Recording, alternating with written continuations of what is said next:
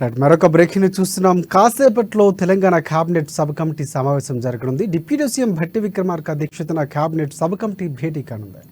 రాష్ట్ర ఆదాయ వనరుల సమీకరణ నిర్వహణపై చర్చించనున్నారు. రాష్ట్రానికి సంపద, ఆదాయ వనరులు సృష్టించే దిశగా కార్యాచరణ చేయనున్నారు. ఖాళీగా ఉన్న ఖజానాను నింపే దిశగా ప్రణాళికలు సిద్ధం చేస్తున్నారు.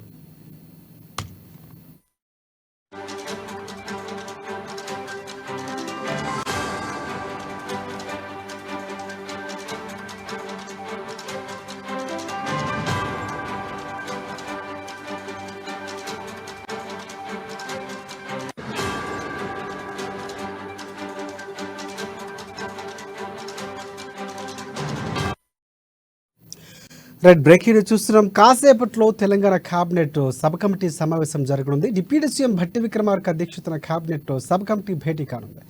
రాష్ట్ర ఆదాయ వనరుల సమీకరణ నిర్వహణపై చర్చించనున్నారు. రాష్ట్రానికి సంపద, ఆదాయ వనరులు సృష్టించే దిశగా కార్యాచరణ చేయనున్నారు.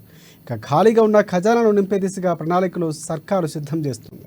దీనికి సంబంధించి పూర్తి అప్డేట్స్ అందించేందుకు మా ప్రతినిధి రాంబాబు మనకి ఫోన్ లైన్లో సిద్ధంగా ఉన్నారు. రాంబాబు, చెప్పండి.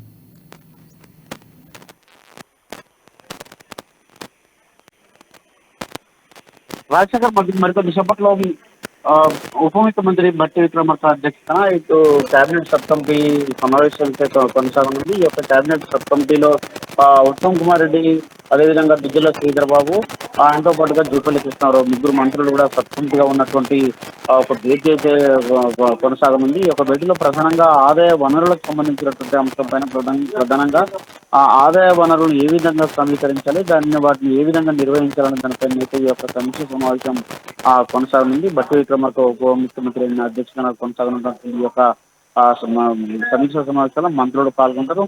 అదేవిధంగా ఈ యొక్క రాష్ట్రంలో ఇప్పటికే కాంగ్రెస్ ప్రభుత్వం ఇచ్చినటువంటి వివిధ హామీలకు సంబంధించినటువంటి అంశం కానీ, లేకపోతే వివిధ ఇప్పుడు గ్యారంటీలకు సంబంధించినటువంటి అంశంలో ఇప్పటికే బడ్జెట్ ప్రవేశపెట్టినా కానీ దీనికి సంబంధించి రాష్ట్రంలో భవిష్యత్తుకు సంబంధించినటువంటి అంశం కానీ, లేకపోతే రాష్ట్రంలో వివిధ కార్యక్రమాల అమలుకు సంబంధించినటువంటి దానిపైన కానీ ఆర్థికంగా అనేక ఇబ్బందులు ఇప్పటికే రాష్ట్ర ప్రభుత్వం ఉంది. అయినా కానీ అరపర సంవత్సరం ఇటు వనరులతోటే నెట్టుకొస్తున్నటువంటి రాష్ట్ర ప్రభుత్వం సుదీర్ఘకాలికంగా ఎలాంటి ఇబ్బంది రాకుండా ఉండేందుకు ఇటు ఆదాయ వనరులకు సంబంధించినటువంటి అంశంపైన ప్రధానంగా దృష్టి సారించింది. ఈ ఆదాయ వనరులను ఏ విధంగా సమీకరించాలని దానిపైన ఈ యొక్క మంత్రివర్గ సంఘం అయితే భేటీ అవుతా ఉన్నది. దాంతో పాటుగా సమీకరించినటువంటి ఆదాయ వనరులను ఏ విధంగా నిర్వహించాలని దానిపైన కూడా చర్చించేటువంటి అవకాశం ఉన్నది. ప్రధానంగా ఈ సమావేశంలో ఎవరెవరు పాల్గొనబోతున్నారు? అధికారులు ఏ శాఖలకు సంబంధించి ఏమైనా తెలుస్తా ఉందా? పూర్తిగా ఎలాంటి విషయాలపై దృష్టి పెట్టే అవకాశం కనిపిస్తోంది?